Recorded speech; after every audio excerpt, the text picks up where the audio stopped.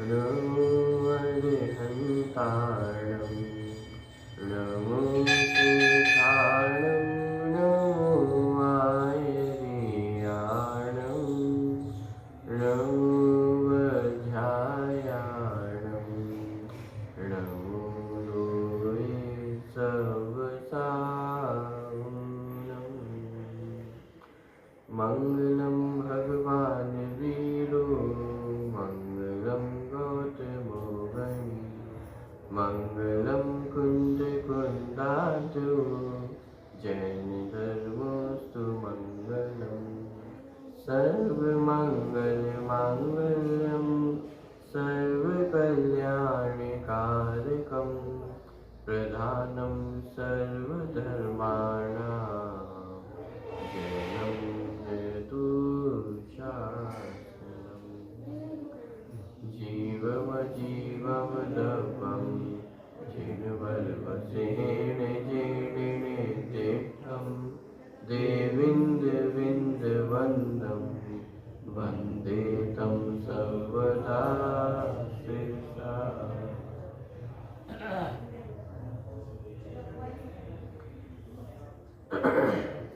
सम्यक ज्ञान के स्वरूप की चर्चा अपनी चल रही है 42वीं गाथा के आधार से।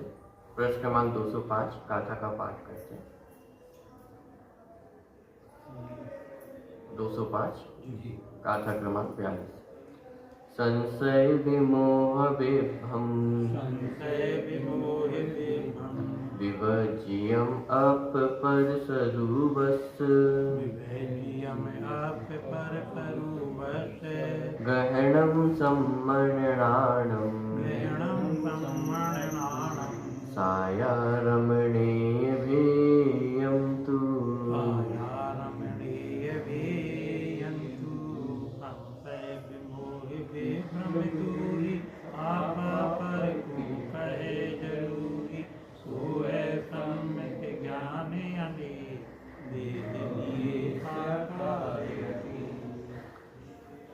संशय विमोह और विभ्रम इन तीन दोषों से रहित आपा पर का सच्चा ज्ञान होना वह सम्यक ज्ञान है और सम्यक ज्ञान साकार और अनेक भेदों वाला है।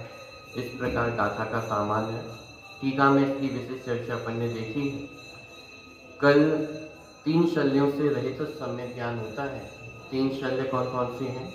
माया, मिथ्या और निदान। ये 3 प्रकार की शल्य हैं। मायाचारी का व्यक्ति भी सम्यक स्वरूप को नहीं जान सकता, हमारे वस्तु का जो सम्यक स्वरूप है उसको नहीं पहचान सकता है। मिथ्या में भी उल्टी मान्यता ही है, उल्टा ज्ञान है। निदान में भी जो पंचेंद्रिय के विषय सुख हैं उनकी ही एक इच्छा है, तो उन्हीं में वह अटक जाता है, उन्हीं की इच्छा करता है, तो इसलिए वह वस्तु का जो सम्यक स्वरूप है उस तक तो नहीं पहुँच पाता है। तो वही चर्चा यहाँ पे ली थी। कल 3 शल्यों की चर्चा अपन ने देखी थी। उसके बाद जो थोड़ा सा प्रकरण लिया था वो अपन ने बहुत तेजी से लिया था, उसको पढ़ते हुए फिर अपन आगे बढ़ेंगे। प्रश्न क्रमांक 210 पहली पंक्ति है। उपरोक्त लक्षण युक्त 3 शल्य विभाव परिणाम आदि समस्त शुभाशुभ संकल्प विकल्प रहित परम स्वास्थ्य के संवेदन से उत्पन्न हुआ तात्विक परमानंद जिसका एक लक्षण है, ऐसे सुखामृत से तृप्त अपने आत्मा द्वारा अपना सम्यक निर्विकल्प रूप से वेदन परिज्ञान अनुभवन ऐसा जो निर्विकल्प स्वसंवेदन ज्ञान वही निश्चय ज्ञान कहलाता है। इससे पहले जो पूरी चर्चा की गई थी वो व्यवहार ज्ञान की चर्चा की गई थी। व्यवहार ज्ञान माने जो श्रुत ज्ञान की चर्चा की थी, श्रुत ज्ञान के 2 वेग द्वादशांग और अंग बाह्य। ये पूरी चर्चा व्यवहार ज्ञान की ही चर्चा थी, यानी द्वादशांग भी और अंग बाह्य, इसमें जो कुछ भी चर्चा आ रही है वह सब व्यवहार ज्ञान की चर्चा। माने 6 द्रव्य हैं, 7 तत्व है, 50 हैं, 8 कर्म हैं, 3 लोक का विस्तार, ये सारा जो वर्णन है उस सबको व्यवहार ज्ञान के अंतर्गत लिया। अब यहाँ पे चर्चा आ रही है कि निश्चय ज्ञान क्या कहलाता है। जैसे पिछले पेज पे आप देखेंगे 209 नंबर का पेज है, ऊपर का जो सबसे पहला ग्राफ है उसकी अंतिम पंक्ति इस प्रकार संक्षेप में ये उपाधि के भेद से व्यवहार ज्ञान दो प्रकार का है। ठीक है, यानी इससे पहले की जितनी चर्चा पूरी ली गई थी, चाहे भेद करके देखें कि सम्यक ज्ञान के 5 भेद किए, मति ज्ञान, श्रुत ज्ञान, अवधि ज्ञान, मनापरय ज्ञान और केवल ज्ञान। श्रुत ज्ञान की अपेक्षा 2 भेद किए थे, द्वादशान और अंगबाह्य। ठीक है, द्वादशान और अंगबाह्य, इस प्रकार से 2 भेद किए थे। और यदि अपन भेद करके देखें तो 4 अनुयोग उसमें अपन ने चर्चा देखी थी, 4 अनुयोगों की चर्चा उसमें देखी थी। तो इस प्रकार अनेक प्रकार से भेद करके यहाँ पे बताए थे, और ये सब वास्तव में व्यवहार नहीं की ही, माने व्यवहार ज्ञान की ही भेद है। ठीक है, फिर यहाँ पे चर्चा ली कि निश्चय ज्ञान क्या है। तो निश्चय ज्ञान के स्वरूप को बताते हुए पहले 3 शल्य का वर्णन किया कि माया, मिथ्या और निदान, और इन 3 शल्यों से रहित जो आत्मज्ञान है वही वास्तव में निश्चय ज्ञान है, अथवा कहें निश्चय सम्यक ज्ञान है। तो उसकी चर्चा यहाँ पे ली। तो देखिए, उपरोक्त लक्षण युक्त 3 शल्य, यानी जो 3 शल्यों का वर्णन कल अपन पढ़ चुके हैं, ऐसे 3 शल्य विभाव, परिणाम आदि समस्त शुभाशुभ संकल्प विकल्प रहित, कि इन 3 शल्यों के होते हुए भी स्वभाव कैसा है कि समस्त विभाव परिणामों से रहित है। माने स्वभाव में माया का प्रवेश नहीं है, स्वभाव में मिथ्या का प्रवेश नहीं है, स्वभाव में निदान का प्रवेश नहीं, माने समस्त विभाव परिणामों के संकल्प विकल्प से रहित है। परम स्वास्थ्य के संवेदन से उत्पन्न हुआ। परम स्वास्थ्य वास्तव में अपने आप में स्थित होना, यही परम स्वास्थ्य दशा है। बाकी तो सब अस्वस्थ दशा ही है। अरे पर पदार्थों में के आश्रय से जो राग द्वेष उत्पन्न हो रहे हैं, ये सब अस्वास्थ्य ही है, जीव अस्वस्थ ही है। परम स्वास्थ्य तो क्या है कि अपने स्वरूप में स्थित होना। तो परम स्वास्थ्य के संवेदन से उत्पन्न हुआ तात्विक परमानंद। कौन सा आनंद? ये कौन सा आनंद है कि भाई जो पंच इंद्रिय के विषयों से रहित जो वास्तविक आनंद है, उसको कहा जा रहा है तात्विक परमानंद, अथवा जो निजात्म तत्व के आश्रय से उत्पन्न हुआ आनंद है वह तात्विक परमानंद। तो उत्पन्न हुआ तात्विक परमानंद जिसका एक लक्षण है, ऐसे सुखामृत से तृप्त अपने द्वारा अपना सम्यक निर्विकल्प रूप से वेदन, परिज्ञान, अनुभवन, 3 शब्दों का प्रयोग किया, वेदन, परिज्ञान, अनुभवन। हमें बहुत शंका होती है कि ध्यान किसका नाम है। तो ध्यान किसका नाम है कि अपने स्वरूप में ही एकाग्रचित होना, उसका नाम ध्यान है। तो ज्ञान होना, वेदन होना अथवा अनुभवन होना, ये सारे अलग अलग कार्य हैं। ये सब अलग अलग कार्य नहीं है, एक ही कार्य है। एक निज शुद्धात्मा का ही ज्ञान होना, उसी का नाम शुद्धात्मा का वेदन होना, और उसी का नाम शुद्धात्मा का अनुभव होना। ठीक है, तो इसलिए यहाँ पे 3 अलग अलग शब्दों का प्रयोग किया, वेदन, परिज्ञान और अनुभवन। अनुभव यदि मुख्य रूप से देखा जाए तो ये चारित्र गुण की पर्याय के अंतर्गत लिया जाता है। जैसे ध्यान भी है तो उसको चारित्र गुण की पर्याय के अंतर्गत लिया जाता है। लेकिन वास्तव में देखा जाए तो कार्य तो ज्ञान गुण ही कर रहा है।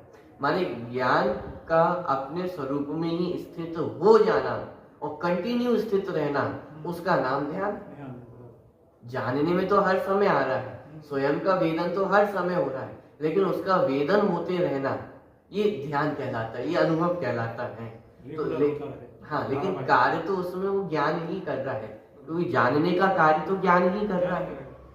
ज्ञान ने ज्ञान को जाना अथवा आत्मा ने आत्मा को जाना, तो जानने का कार्य तो ज्ञान का ही है।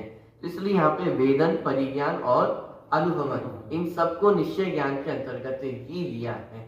ठीक, तो वेदन, परिज्ञान, अनुभवन, ऐसा जो निर्विकल्प स्वसंवेदन ज्ञान, वही निश्चय ज्ञान कहलाता है। अब यहाँ पे मुख्य रूप से जो चर्चा ली जा रही है वो निर्विकल्प ज्ञान की, क्योंकि अब आगे की जो चर्चा आने वाली है वो इसी आधार से प्रश्न खड़ा किया जाएगा।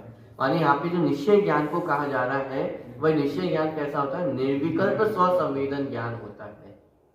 अब समस्या ये खड़ी होने वाली है कि इससे पहले जो अपन चर्चा पढ़ के आए हैं वहां पढ़ के आए कि ज्ञान सविकल्प होता है, और यहाँ पे बार बार एक शब्द का प्रयोग किया जा रहा है, निर्विकल्प स्वसंवेदन ज्ञान। देखिए अंतिम पंक्ति में भी निर्विकल्प स्वसंवेदन ज्ञान वही निश्चय ज्ञान कहलाता है।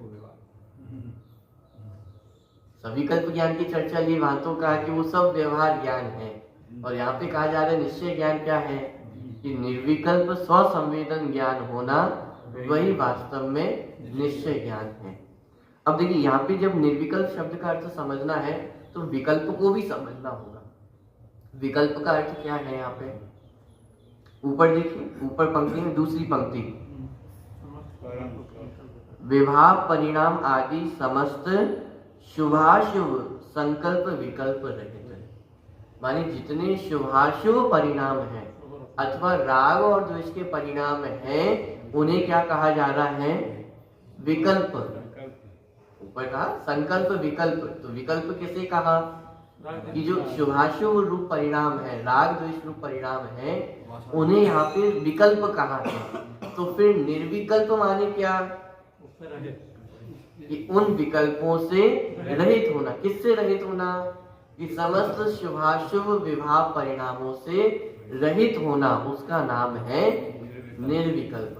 माने ये अर्थ को ध्यान में रखना आवश्यक है, क्योंकि ज्ञान के संबंध में जब सविकल्प निर्विकल्प की चर्चा चलेगी तो दो प्रकार से अर्थ किया जाएगा।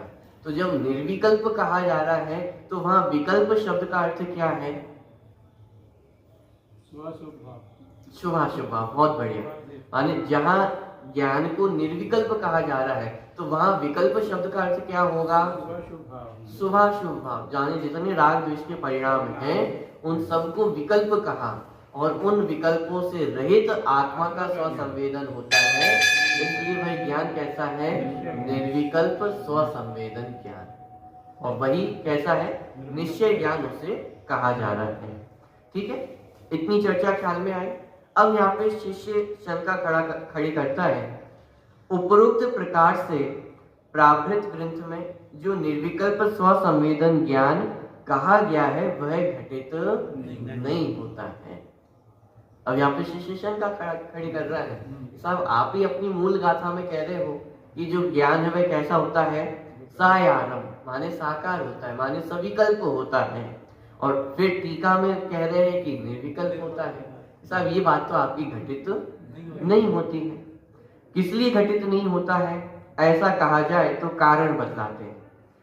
जिस प्रकार जैन मत में सत्तावलोकन रूप चक्षु आदि दर्शन निर्विकल्प कहलाता है, यानी यहाँ पे तर्क दे रहे हैं कि साहब आपकी बात घटित क्यों नहीं होती है, क्योंकि एक तो जैन मत में ही ये मान्यता है, यानी ये माना जाता है कि जो दर्शन उपयोग है वह निर्विकल्प होता है, माने सत्तावलोकन मात्र होता है।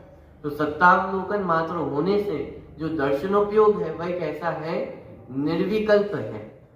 तो जिस प्रकार जैन मत में सत्तावलोकन रूप चक्षु आदि दर्शन निर्विकल्प कहलाता है, उसी प्रकार बौद्ध मत में ज्ञान निर्विकल्प कहलाता है। माने बौद्ध मत में ज्ञान को भी क्या कहा? निर्विकल्प कहा। अब यह समस्या खड़ी कर रहे हैं कि यदि आप भी ज्ञान को निर्विकल्प मानोगे तो बौद्ध और आप में अंतर क्या रहेगा? प्रश्न समझ में आ रहा है कि हम भी ज्ञान को निर्विकल्प माने और बौद्ध मत तो पहले से ही ज्ञान को निर्विकल्प मानते हैं। तो जब बौद्ध भी निर्विकल्प कहते हैं और हम भी यदि ज्ञान को निर्विकल्प कहें तो फिर बौद्धों में और हम में अंतर क्या रहेगा? दोनों एक ही बात हो जाएगी।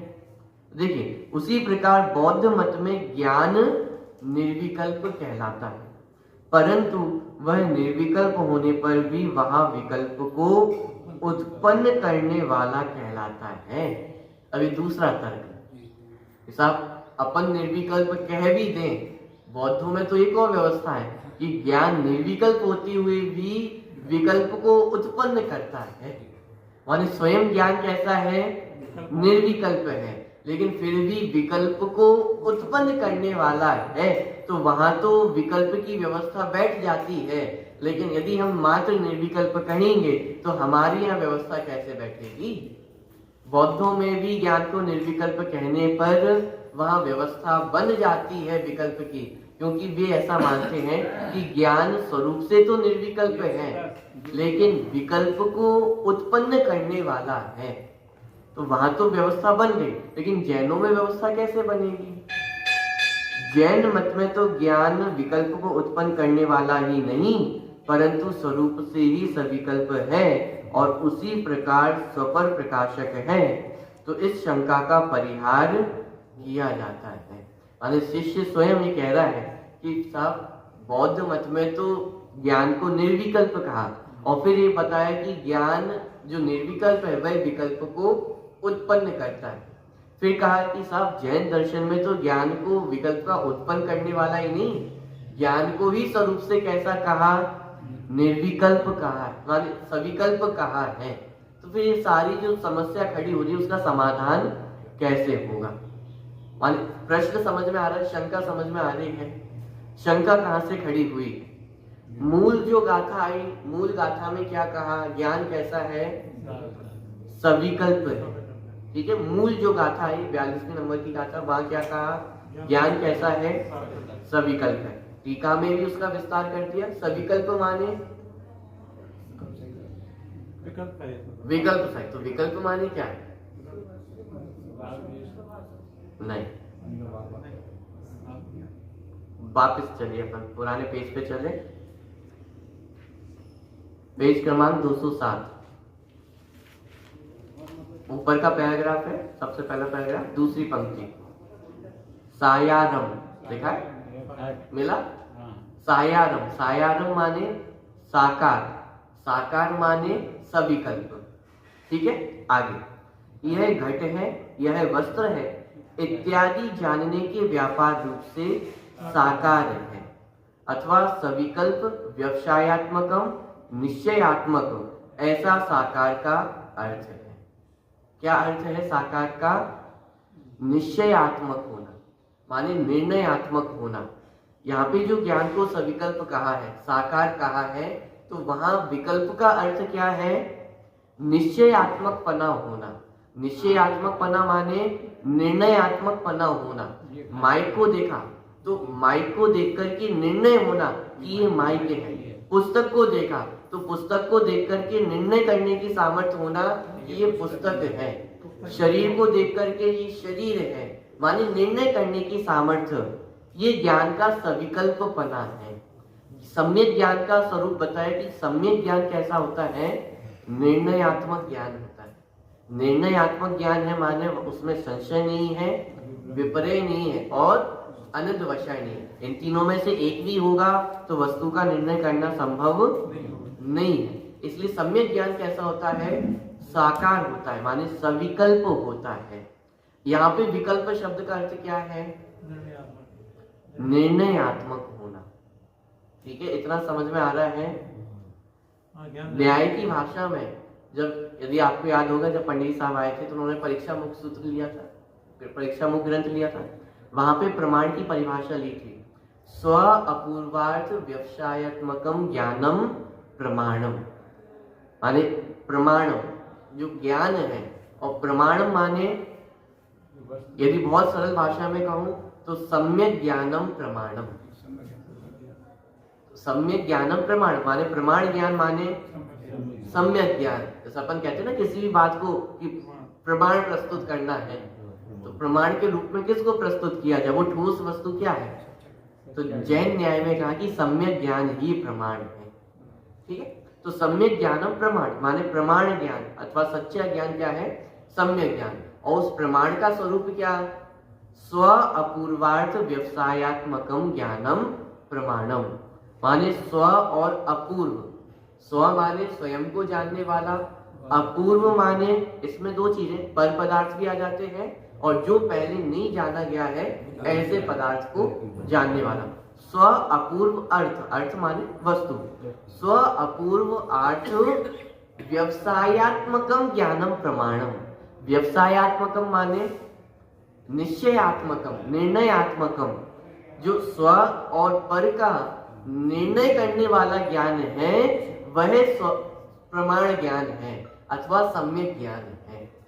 तो जो स्व और पर का निर्णय कर सके उसे क्या कहा? सम्यक ज्ञान कहा है।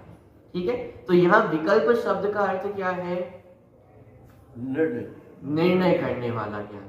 ठीक है, सविकल्प जहाँ ज्ञान को कहा जा रहा है तो सविकल्प कहने में विकल्प शब्द का अर्थ क्या है? निर्णय करने वाला ज्ञान।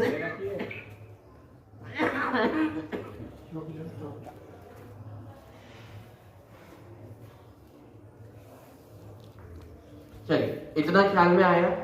तो जहां सविकल्प की बात है वहां विकल्प शब्द का अर्थ है निर्णय करने वाला, डिसीजन लेने वाला ज्ञान। माने सम्यक ज्ञान में इंडिसीजन नहीं होता है, अनिर्णय नहीं होता है। किसी वस्तु को जानेंगे तो उसका निर्णय होगा। ठीक है, ये सम्यक ज्ञान का लक्षण है। अब जब बात आगे चली, ये जो पूरी चर्चा चली थी वह व्यवहार ज्ञान की चली थी। अब निश्चय ज्ञान की चर्चा जहां पर आई तो वहां पे लिखा कि जो निर्विकल्प संवेदन ज्ञान है वह सम्यक ज्ञान है। प्रश्न क्रमांक 210, पहले पैराग्राफ की अंतिम पंक्ति। निर्विकल्प स्वसंवेदन ज्ञान वही निश्चय ज्ञान कहलाता है। निश्चय ज्ञान कहें अथवा निश्चय सम्यक ज्ञान कहें, एक ही बात है। संक्षिप्त में इतना लिखा, वही निश्चय ज्ञान है। अब यहाँ पे सम्यक ज्ञान की परिभाषा क्या बनाए कि निर्विकल्प स्वसंवेदन ज्ञान वह निश्चय ज्ञान कहलाता है। अब कुछ शंका डाउट मन में खड़ा हो रहा है या नहीं हो रहा है? पहले 2 पेज पहले ही क्या कह के आए हैं? ज्ञान कैसा है? सविकल्प है। और 2 पेज बाद ही क्या कह रहे हैं? ज्ञान कैसा है? निर्विकल्प है। तो साहब पहले तो आप डिसाइड कर लो, आप निर्णय कर लो कि ज्ञान सविकल्प है कि निर्विकल्प है। बात समझ में ही नहीं आ रही है। कभी आप सविकल्प कह रहे हो और कभी आप निर्विकल्प कह रहे हो, और दोनों ही बातें एकदम डंके की चोट पे कह रहे हैं। यदि ज्ञान सविकल्प ना हो तो भी सम्यक ज्ञान नहीं है, और ज्ञान यदि निर्विकल्प ना हो तो भी सम्यक ज्ञान नहीं है। हम किस बात को माने?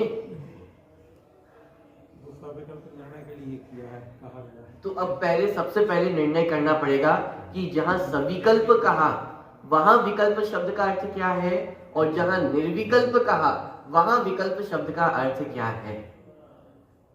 समस्या सिर्फ इसलिए खड़ी हो रही है क्योंकि दोनों जगह जो विकल्प शब्द का अर्थ है वो अलग अलग है, एक अर्थ नहीं है। जहां सविकल्प कह रहे हैं वहां विकल्प शब्द का अर्थ है निर्णयात्मक पना होना, निश्चयात्मक पना होना। और जहां निर्विकल्प कहा वहां निर्विकल्प कहने पर विकल्प शब्द का अर्थ क्या है? राग द्वेष से रहित होना। ये निर्विकल्प का अर्थ हुआ। पॉइंट पकड़ में आ रहा है या अभी भी समझ में नहीं आ रहा है? क्या अरहंतों पे तो घटित होगा ही, लेकिन चौथे गुण स्थान वर्ती हुई जितने जीव हैं, जिस समय आत्म स्वरूप में लीनता होती है तो वो भी निर्विकल्प स्वसंवेदन ज्ञान। 5वें गुण स्थान में भी जिस समय आत्म लीनता है निर्विकल्प स्वसंवेदन ज्ञान। 6ठे 7वें गुण स्थान में भी जितनी आत्म लीनता है वह सब निर्विकल्प स्वसंवेदन ज्ञान कहलाता है। हाँ, सब में घटित होगा। हाँ, लेकिन इतना है कि जैसे अनंत आदिक अवस्था है वहां तो 24/7 ही निर्विकल्प स्वसंवेदन ज्ञान है। और जो साधक दशा है, माने चौथे गुण स्थान से लेकर के 10वें गुण स्थान तक, तो ये जितने समय में आत्म स्वरूप में लीन होते हैं, तो 7वें गुण स्थान से आगे तो अब वो स्वरूप में ही स्थित है, तो वो भी निर्विकल्प स्वसंवेदन की दशा है। और 6ठे गुण स्थान में तो यद्यपि स्वरूप में स्थित होती ही नहीं है, तो उस गुण स्थान को हटाया जा सकता है। और 4था और 5वां गुण स्थान, इसमें जब जब जीव अपने स्वरूप में स्थित हो तो वो निर्विकल्प स्वसंवेदन ज्ञान कहलाए। ठीक है। दूसरा इसका इस प्रकार से भी होगा कि यदि माना जाए कि जिस समय आत्म स्वरूप में लीन होते हैं तो उसी समय निर्विकल्प स्वसंवेदन ज्ञान है, तो फिर क्या उसी समय सम्यक ज्ञान होगा? जिस समय स्वरूप में स्थित नहीं है तो उस समय सम्यक ज्ञान है या नहीं है? तो उसका अर्थ किया जाएगा लब्धि रूप से वह सम्यक ज्ञान निरंतर चलता है। माने जैसे आप लोगों को आपका नाम याद है या नहीं है? आपको पता है आपका घर कहाँ है, सारी चीजें आपको पता है, दुनियादारी की बहुत सारी चीजें हैं जो आपके ज्ञान में है, लेकिन अभी उपयोग में नहीं आ रही है। नहीं। लेकिन इसका मतलब ये तो नहीं कि वो ज्ञान नहीं। उसी तरह जिस समय आत्मा का अनुभव होता है उस समय तो निर्विकल्प स्वसंवेदन ज्ञान कहलाएगा, तो सम्यक ज्ञान है। लेकिन जिस समय आत्मा का संवेदन नहीं हो रहा है, माने आत्म स्वरूप में स्थित नहीं है, उस समय भी अनुभूति रूप से जो आत्मा है तो उस अपेक्षा से वहां सम्यक ज्ञान कहा जाता है। उसकी चर्चा भी टीका में आने वाली, वो सारी चर्चा अपन करेंगे। लेकिन यहाँ मुख्य रूप से पहले इतना समझना है, सविकल्प और निर्विकल्प इन दोनों शब्दों का अर्थ क्या है। ज्ञान को सविकल्प भी कहा, निर्विकल्प भी कहा, इतना समझ में आ गया। सविकल्प भी है, निर्विकल्प है। लेकिन प्रश्न खड़ा होता है, एक ही ज्ञान को सविकल्प भी कह रहे हो और निर्विकल्प भी कह रहे हो, ये बात समझ में नहीं आती है। यहाँ तर्क भी दिए कि साहब ये बात तो बौद्धों में कही है कि बौद्ध ज्ञान को निर्विकल्प मानते हैं, और लेकिन कहते हैं कि विकल्प को उत्पन्न करने वाला है। अब इसका मतलब क्या हुआ कि ज्ञान को जहां वो निर्विकल्प मानते हैं, माने इसका मतलब कि वह अनिर्णयात्मक है, निर्णय करने वाला नहीं। फिर कहते हैं कि नहीं, लेकिन विकल्प को उत्पन्न करता है। विकल्प को उत्पन्न करता है माने राग द्वेष को उत्पन्न करता है। अब वहां एक अलग मीमांसा है पूरी कि ज्ञान के कारण राग द्वेष उत्पन्न होते हैं, वो सारी एक अलग चर्चा है। ज्ञान ना हो तो राग द्वेष हो जाएंगे। हाँ, एक तरह से आप इसको ऐसा समझ सकते हैं कि साहब राग द्वेष क्यों खड़े हुए कि साहब माइक को जाना और माइक में अच्छी आवाज आ रही तो माइक अच्छा लगने लगा, तो राग द्वेष क्यों खड़ा हुआ? क्योंकि माइक का ज्ञान हुआ। यदि मैं माइक को जानता ही नहीं, राग द्वेष नहीं हुआ। जैसे मोबाइल है तो मोबाइल हमें अच्छा लगता है, क्यों अच्छा लग रहा है? क्योंकि उसका ज्ञान है, तो ज्ञान है इसलिए राग हुआ। यदि मोबाइल ज्ञान का विषय ही नहीं बनता तो ये बौद्धों का तर्क है कि वो ज्ञान के कारण राग द्वेष की उत्पत्ति होती है। तो वो एक पूरा अलग विषय है, उसकी चर्चा भी अपने को नहीं करनी है। लेकिन जिनागम में ऐसा नहीं है, जैन दर्शन में ऐसा नहीं है। ज्ञान वह राग द्वेष का कारण नहीं है। सम्यक ज्ञान तो वीतराग स्वरूप ही है और वीतरागता का ही कारण होता है। सम्यक ज्ञान कभी भी राग द्वेष का कारण नहीं होता है। खैर वो चर्चा अलग है, लेकिन इतना आप समझे कि बौद्ध मत में ऐसी मान्यता है कि ज्ञान अपने आप में तो निर्विकल्प है और विकल्प को उत्पन्न करने वाला है। और जैन दर्शन में ज्ञान को स्वरूप से ही निर्विकल्प, स्वरूप से ही सविकल्प माना है और स्वरूप से ही निर्विकल्प भी माना है। तो ये चर्चा को समझ में नहीं आ रही है कि ज्ञान को सविकल्प भी कह रहे हो और ज्ञान को निर्विकल्प भी कह रहे हो। यदि निर्विकल्प कहोगे तो बौद्धों जैसी मान्यता हो जाएगी, और सविकल्प कहते हो तो फिर अपनी ही बात का खंडन कर रहे हो। पॉइंट पकड़ में आ गया? ये शिष्य का तर्क है। अब उसका समाधान बौद्धों को नहीं समझा रहे, यदि आपको ऐसी शंका तो आप ही बौद्ध मत के मानने वाले। देखिए समाधान उसका करते हैं।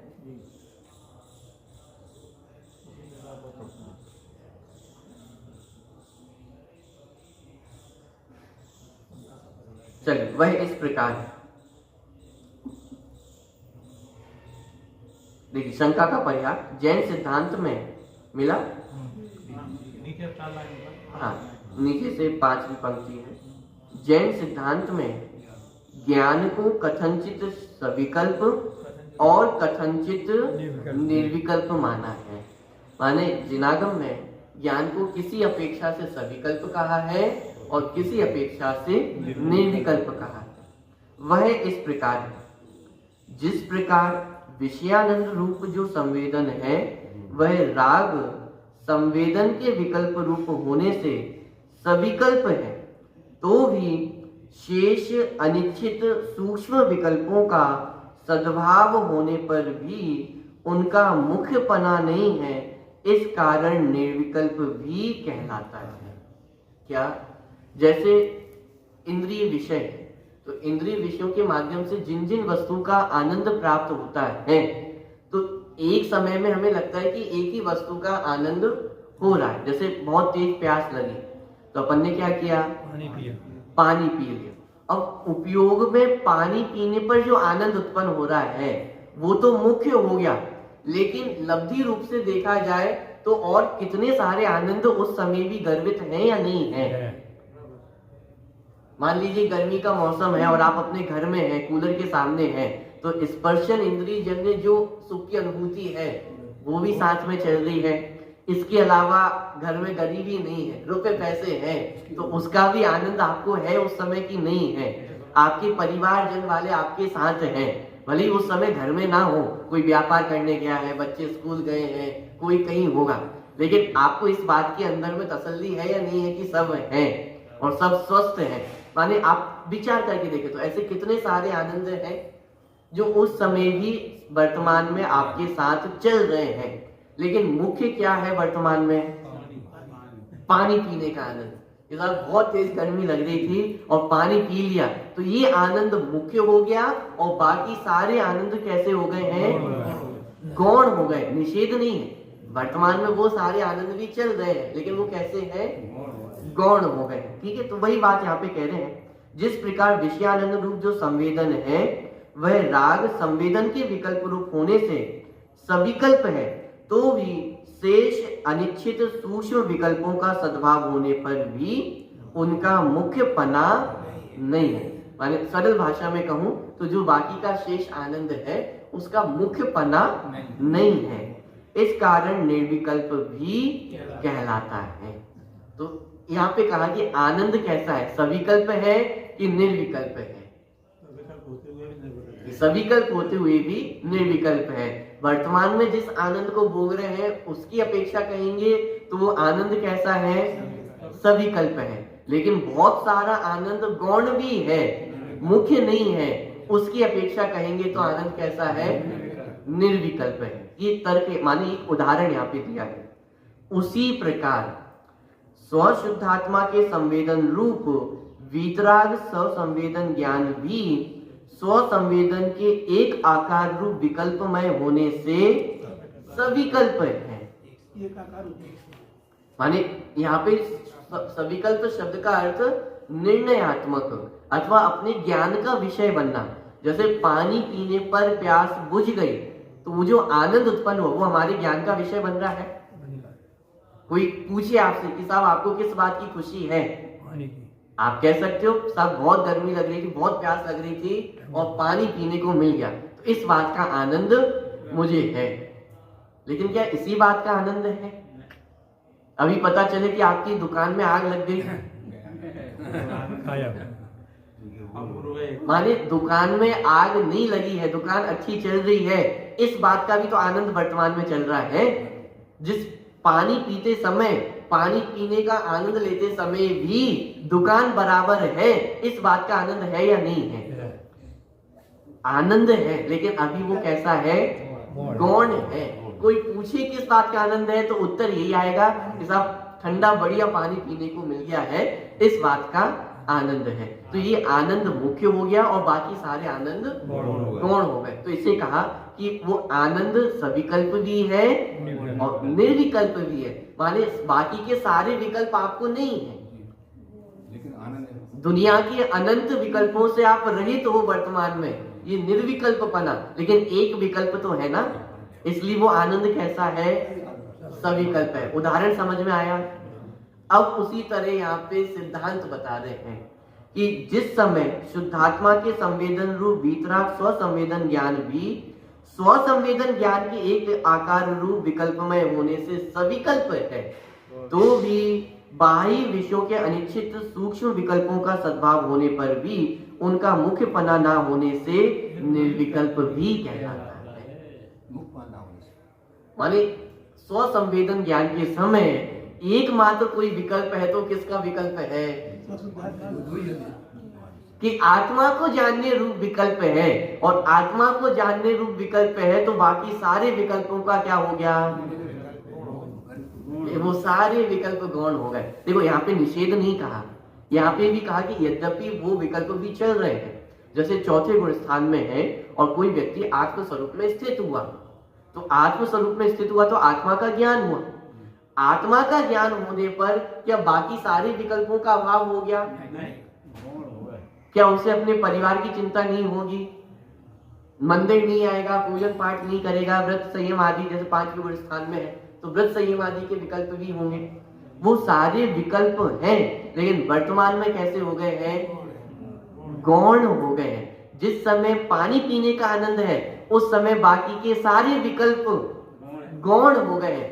उसी तरह जिस समय आत्मा का आनंद आ रहा है उस समय जगत के सारे संकल्प विकल्प कैसे हो गए हैं? गौण हो गए हैं। इसलिए कहा कि ज्ञान कैसा हो गया? निर्विकल्प हो गया। लेकिन साहब एक अपेक्षा से कहा गया है, बाकी सारे विकल्प गौण हो गए हैं इसलिए निर्विकल्प है, लेकिन ज्ञान सविकल्प भी है। क्यों? क्योंकि उस समय मात्र एक विकल्प खड़ा हुआ है। वो किसका विकल्प है? स्वशुद्धात्मा का तो विकल्प खड़ा हुआ है ना। मैं आत्मा हूं और उस आत्मा के आनंद की अनुभूति वो तो निरंतर चल रही है ना। तो एक विकल्प खड़ा हुआ है, इस विकल्प की अपेक्षा कहा कि ज्ञान कैसा है? सविकल्प है।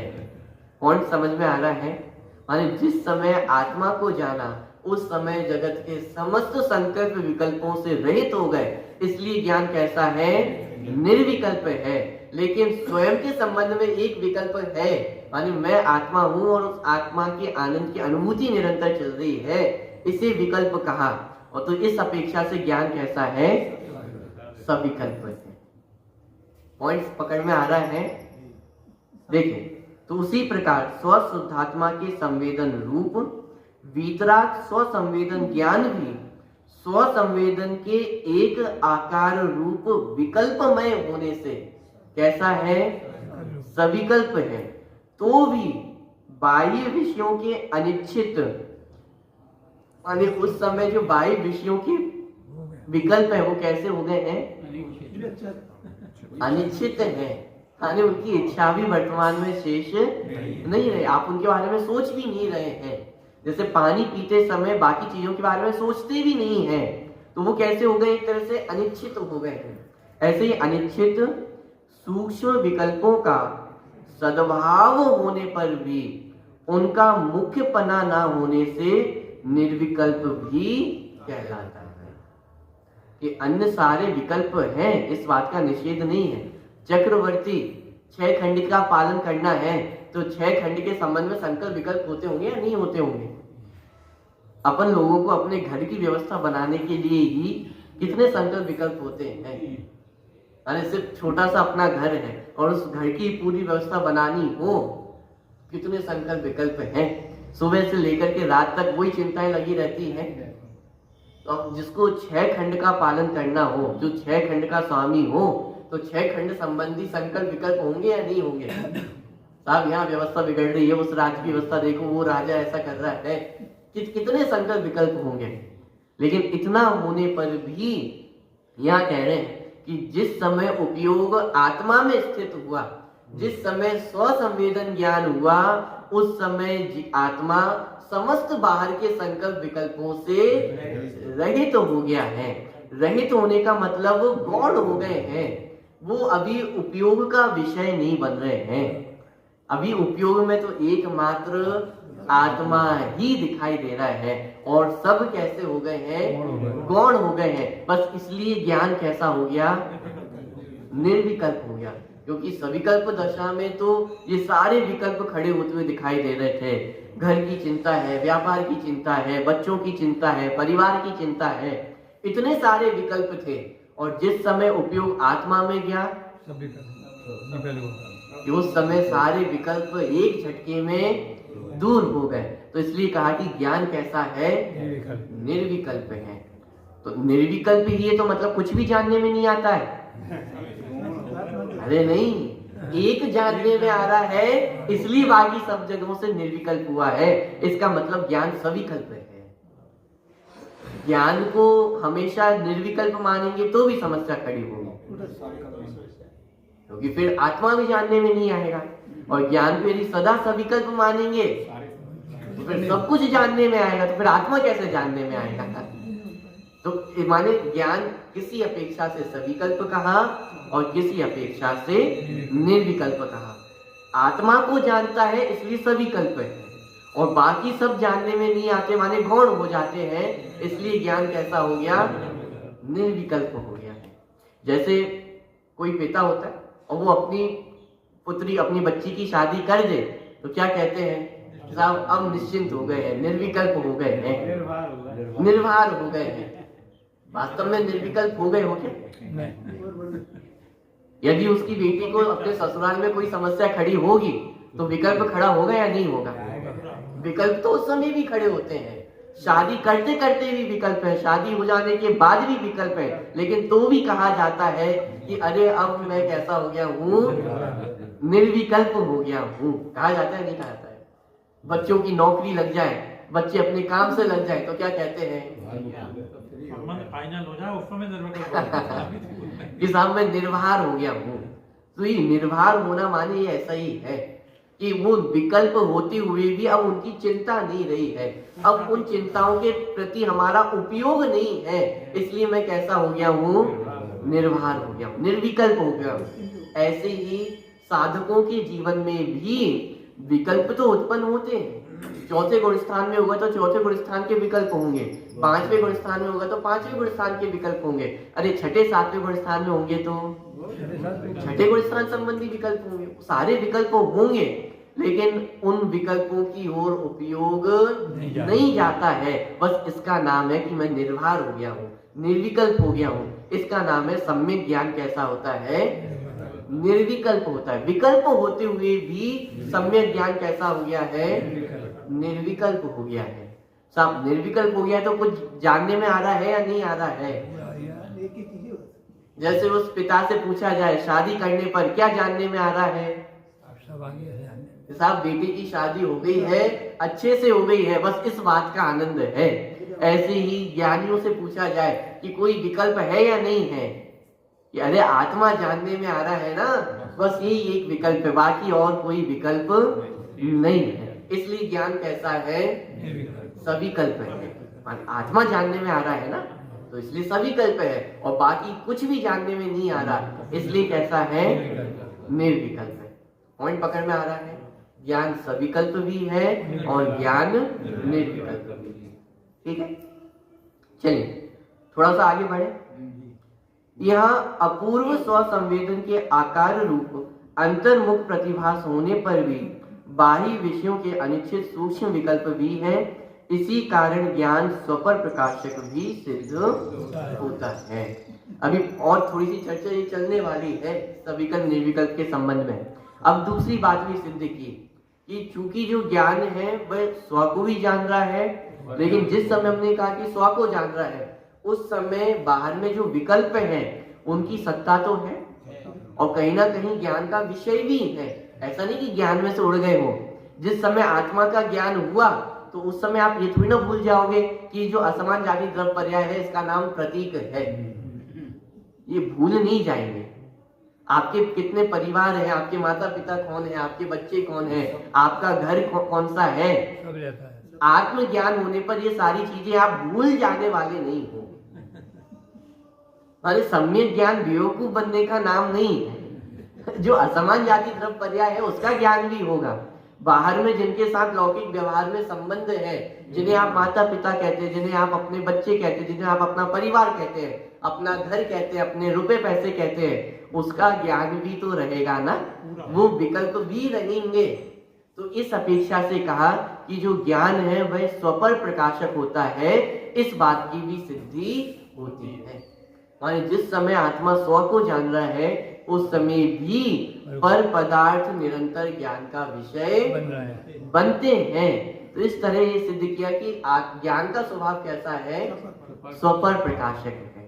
ठीक है, आत्मा के संबंध में कोई संशय नहीं रहा, इसका नाम है निर्भर। हाँ, माने निर्भर हो गए हैं कि आत्म संबंधी अब कोई अन्य विकल्प खड़े नहीं है कि मैं ही आत्मा हूँ और मुझ में ही अनंत आनंद भरा हुआ है। कि बस इतना जान लिया है तो अब दुनिया के सारे विकल्पों से रहित हो गए। जैसे अपने घर में आ गए हैं तो दुनिया के सारे घरों से निर्विकल्प हो गए।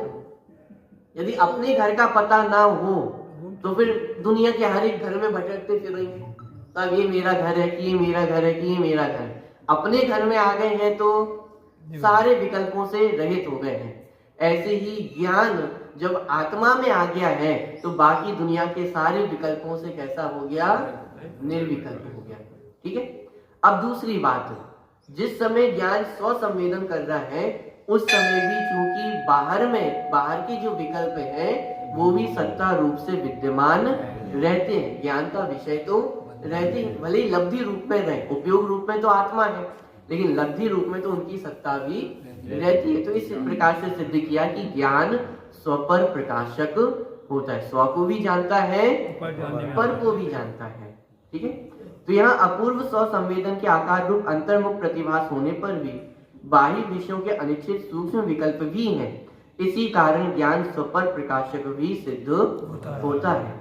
यदि यह सविकल्प, निर्विकल्प और स्वपर प्रकाशक ज्ञान का व्याख्यान आगम, अध्यात्म और तर्क शास्त्र का अनुसरण करके विशेष रूप से किया जाए तो बहुत विस्तार हो जाए, परंतु यह द्रव्य संग्रह अध्यात्म शास्त्र होने से उतना विस्तार नहीं किया है।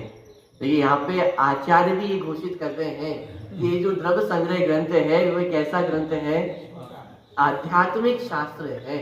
आध्यात्मिक शास्त्र की विशेषता ये अपने हित के लिए लिखा गया शास्त्र है, तो जितना प्रयोजन भूत है मात्र उतना ही लिखा है। अन्यथा सविकल्प निर्विकल्प के संबंध में तो बहुत तर्कणा की जा सकती है, बहुत तर्क वितर्क किए जा सकते हैं, और आगम ग्रंथों में इसका बहुत विस्तार किया है, न्याय ग्रंथों में इसका बहुत विस्तार किया है। ज्ञान सविकल्प है कि निर्विकल्प है इसकी बहुत हुआ की जाती है। लेकिन ये अध्यात्म शास्त्र है और अध्यात्म शास्त्र में तो एक प्रयोजन शुद्धात्मा को जानने का है। तो ये सविकल्प निर्विकल्प की चर्चा करके भी जितनी प्रयोजन भूत चर्चा है, माने जिस चर्चा को पढ़ करके आत्मा समझ में आ जाए उतनी चर्चा यहाँ पे ली गई है। और सविकल्प निर्विकल्प का जो एंगल यहाँ पे प्रदर्शित किया है वो भी आत्मा से संबंधित एंगल को ही बताया है। माने सविकल्प निर्विकल्प के संबंध में और भी बहुत सारे एंगल हैं जिनके आधार से ये चर्चा की जा सकती है कि ज्ञान सविकल्प होता है कि निर्विकल्प होता है, लेकिन उन सारे एंगलों की चर्चा यहाँ पे नहीं की। यहाँ पे सिर्फ एक दृष्टिकोण लिया, वह क्या कि आत्मा को जाने तो निर्विकल्प और आत्मा को जानते हुए आत्मा को जानने रूप विकल्प है, बस इसलिए इसे कहा सविकल्प। बस ये एक दृष्टिकोण यहाँ पे लिया और उसके आधार से समझाया। इसका अर्थ पूरा ये निकला है इसका स्विकल्प और निर्विकल्प का कि ज्ञान तो स्विकल्प ही है, क्योंकि ज्ञान का काम जानना है तो वो तो स्विकल्प ही है, पर फिर निश्चिंता हो गई उसको निर्विकल्प का। हाँ, जो अपन ने अर्थ लिए थे निश्चिंता हो गई सविकल्प और निर्विकल्प कहने के। सविकल्प माने निर्णयात्मक पना। ये निर्णयात्मक पना तो ज्ञान से कभी भी जाने वाला नहीं है, इसलिए हमेशा सविकल्प है। इस अपेक्षा ज्ञान सविकल्प है। निर्विकल्प माने क्या कि परस के संबंधी जो विकल्प उत्पन्न होते थे, जो राग द्वेष खड़े होते थे, आत्मा को जानने पर वो सारे राग द्वेष से दूर हो गए। इसका नाम है कि ज्ञान कैसा है? निर्विकल्प है। माने जिस समय आत्मा को जानते हैं उस समय दुनिया के और कोई विकल्प खड़े नहीं होते। ज्ञान को निर्विकल्प कह देंगे तो ज्ञान तो जड़ हो जाएगा।